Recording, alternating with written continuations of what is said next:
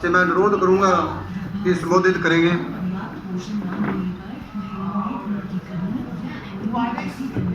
धन्यवाद।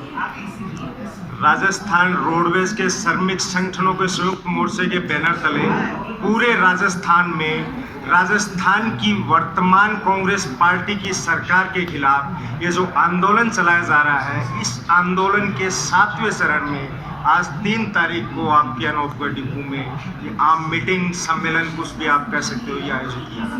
तो सबसे पहले आज की इस मीटिंग की जो अध्यक्षता कर रहे हैं वो साथी, मंच पर जो प्रांतीय नेता बैठे हैं वो साथी, और मेरे सामने आप जो अनोखगढ़ का आगार के सभी सम्मानित सेवानिवृत्त और सेवारत साथी हैं, मैं आप तमाम को इस मीटिंग में आने के लिए क्रांतिकारी इस्तकबाल करता हूं, आपको इनकलाबी सलाम पेश करता। साथी, सबसे पहले बात ये आती है कि आज हम यहाँ क्यों आए, तो वो तो आप सभी को मालूम है। संयुक्त मोर्चे का सम्मेलन है। संयुक्त मोर्चे ने सरकार के खिलाफ जो आंदोलन की रूपरेखा तय की है उसमें 3 सितंबर को आज एक सम्मेलन आयोजित किया। सम्मेलन का उद्देश्य क्या?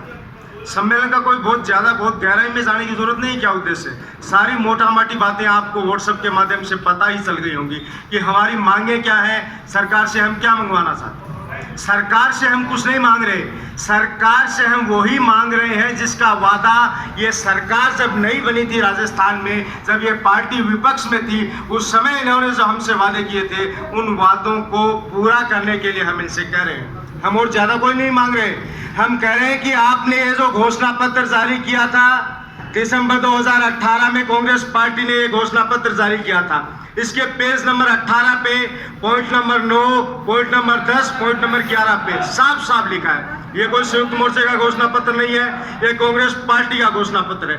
इसमें लिखा हुआ है कि राजस्थान रोडवेज के कर्मचारियों की समस्याओं का सकारात्मक दृष्टिकोण से समाधान किया जाएगा अगर हमारी सरकार बन जाती है। इसमें लिखा हुआ है कि राजस्थान रोडवेज की बसों में वृद्धि की जाएगी, राजमार्गों में वृद्धि की जाएगी, नई भर्ती की जाएगी, आपको पैसा जो रिटायर्ड वालों का बकाया वो दिया जाएगा, रोडवेज को यथावत रूप से चालू रखा जाएगा। लेकिन बड़े शर्म की बात है कि इन मांगों में से इस घोषणा पत्र में जो कांग्रेस पार्टी ने जो लिखा था, इस घोषणा पत्र की एक भी मांग अब तक उन्होंने पूरी नहीं की। तो कोई ज्यादा नहीं मांग रहे हैं हम।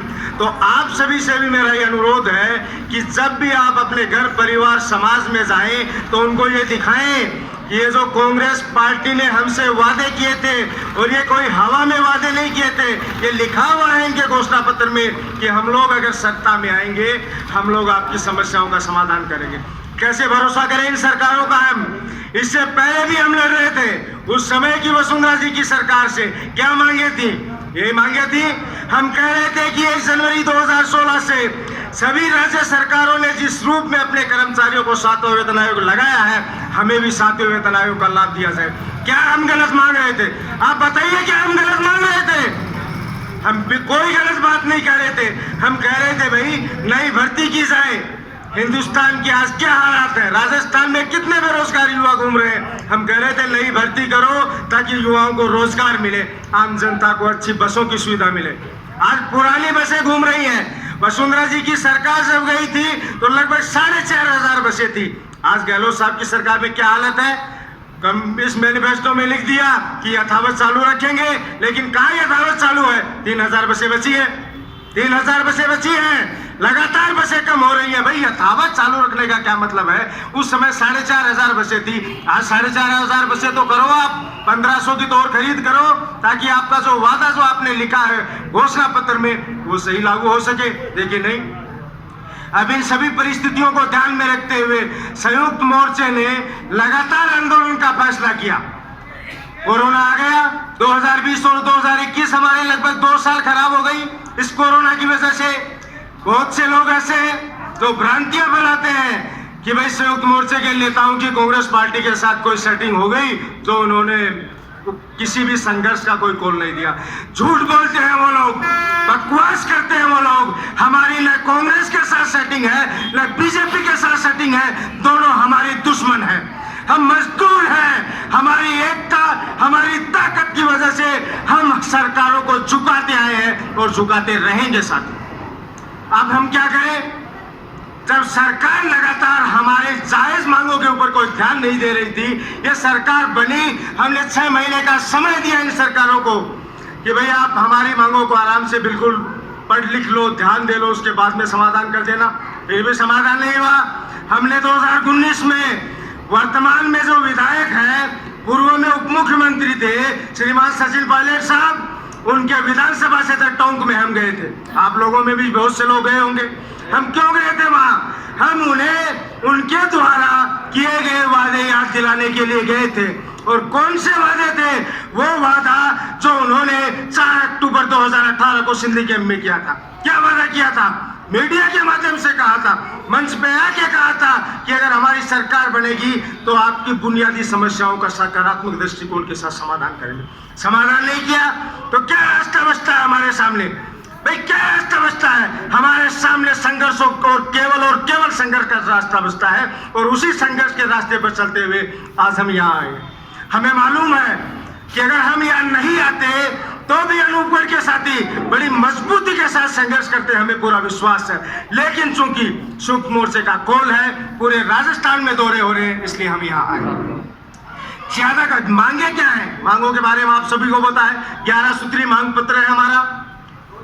अब बहुत से लोग ये भी कहते हैं कि भाई आप लगातार 20 जुलाई के बाद से आंदोलन कर रहे हो, क्या हासिल कर लिया?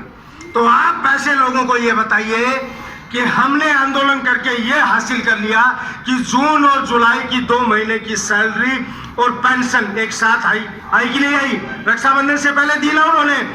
उसके बाद में क्या हुआ? हम ये कह रहे थे कि जो सेवानिवृत्त हो चुके हैं हमारे साथी, जिनका बकाया भुगतान अभी तक नहीं हुआ है, अगस्त 2016 के बाद से बकाया भुगतान बाकी पड़ा है, उसका भुगतान करो। इन्होंने क्या किया? इन्होंने 1 महीने का भुगतान तो किया है। और आपको एक बात और समझनी होगी, आप ये कह दोगे कि 1 महीने के भुगतान से क्या हुआ? वर्तमान की जो सरकार है, जिसको 2.5 साल हो गए बने हुए, इस सरकार के शासनकाल में केवल और केवल 2 ही महीने का भुगतान हुआ है रिटायर वालों का, बाकी कोई भुगतान नहीं हुआ है। तो हमारे संघर्ष के दबाव में आके सरकार ने यह भी किया, पैसे दिए, कहां से दिए, क्या दिए, इन्होंने किया।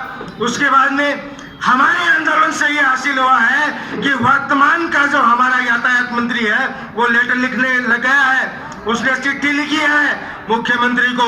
हालांकि हम उनकी चिट्ठियों पे ज्यादा भरोसा नहीं करते, हमें पता है इनका चरित्र क्या है, लेकिन उन्होंने लिखी तो है। और हमारे लिए फायदेमंद ये है कि उस चिट्ठी को लेके उस यातायात मंत्री के विधानसभा क्षेत्र में भी हम जाएंगे कि ये चिट्ठी लिख रहा है, इस चिट्ठी का क्या हुआ, उसको भी दिखाएंगे कि इस चिट्ठी का क्या हुआ। जैसे आज ये घोषणा पत्र हम दिखा रहे हैं, हमारा जो प्रबंध निदेशक है वो चिट्ठी लिख रहा है, शासन सचिव जो यातायात उसको चिट्ठी लिख रहा है कि भाई रोडवेज को सरकार में लेना चाहती है गवर्नमेंट, तो आप भी एक एनओसी टाइप कुछ लेटर जारी करो। तो कुछ तो हो रहा है ना, हलचल तो हुई है ना। आप मान लो अगर आज आप लोग यहाँ बैठे हो, उसकी वजह क्या है? उसकी वजह यही है कि हमारी जो बुनियादी मांगे हैं उसका समाधान नहीं हो रहा। अगर समाधान हो जाता तो हम यहाँ क्यों बैठते? 5-5 साल हो गए सेवानिवृत्त साथियों के बकाया का भुगतान नहीं हुआ है। बहुत से लोग इसमें भी भ्रम फैलाते हैं। एक कोई एटीआई था बूंदी का, सेवानिवृत्त एटीआई, वो व्हाट्सएप पे लिख रहा है बड़ी बड़ी चिट्ठियां, बड़े बड़े मैसेज। वो ये लिख रहा है कि भाई ये जो कर्मचारी संगठन बने हुए हैं इनको सेवानिवृत्ति परिलाभों से कोई मतलब नहीं है, इनको केवल और केवल पेंशन मिल जाए उससे ही मतलब है, क्योंकि ज्यादातर जो नेता हैं उनके पेंशन लागू है। बिल्कुल झूठ है, बिल्कुल झूठी बात है।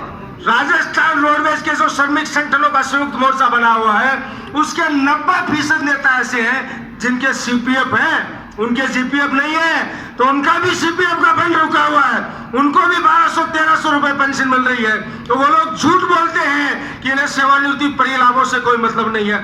आज हमारे एजेंडे का जो 3 नंबर का बिंदु है उस पर साफ साफ लिखा हुआ है कि रिटायर हो गए कर्मचारियों का जो लगभग 450 करोड़ बकाया है उसका एक मुश्त भुगतान करो। झूठ बोलते हैं वो लोग। संयुक्त मोर्चे के आंदोलन को कमजोर करने का प्रयास करते हैं वो लोग, क्योंकि उन्हें मालूम है कि लगातार सरकार के ऊपर संयुक्त मोर्चे के नेताओं के संघर्ष का दबाव बढ़ रहा है। और जैसे जैसे ये दबाव बढ़ता जाएगा वैसे वैसे सरकार घुटनों पे आती जाएगी। अब बहुत से लोग ये भी कहते हैं कि वसुंधरा राजे की सरकार में आपने आंदोलन किया, क्या हासिल कर लिया? तो आप नोट कीजिए साथियों, वसुंधरा राजे जी ने 24 सितंबर 2015 को एक आदेश निकाला कि राजस्थान लोक परिवहन बसों को पूरे राजस्थान में रोडवेज के बस स्टैंड से चलाया जाएगा। आदेश निकला या नहीं निकला मालूम होगा आपको। आदेश इंप्लीमेंट नहीं हो पाया। 6 अक्टूबर 2016 को जब वसुंधरा जी ने लगभग 1000 पुलिस वालों को भेजा सिंधी कैंप पर और ये कहा कि कैसे भी हो इन बसों को सिंधी कैंप के भीतर घुसा दो, क्या घुसा पाई वो? बिल्कुल नहीं घुसा पाई। और वो सरकार तो इस सरकार की तुलना में ज्यादा ताकतवर थी, क्योंकि वो तो उसके पास तो बहुत ज्यादा बहुमत था, लगभग 150 से ज्यादा उनके विधायक थे।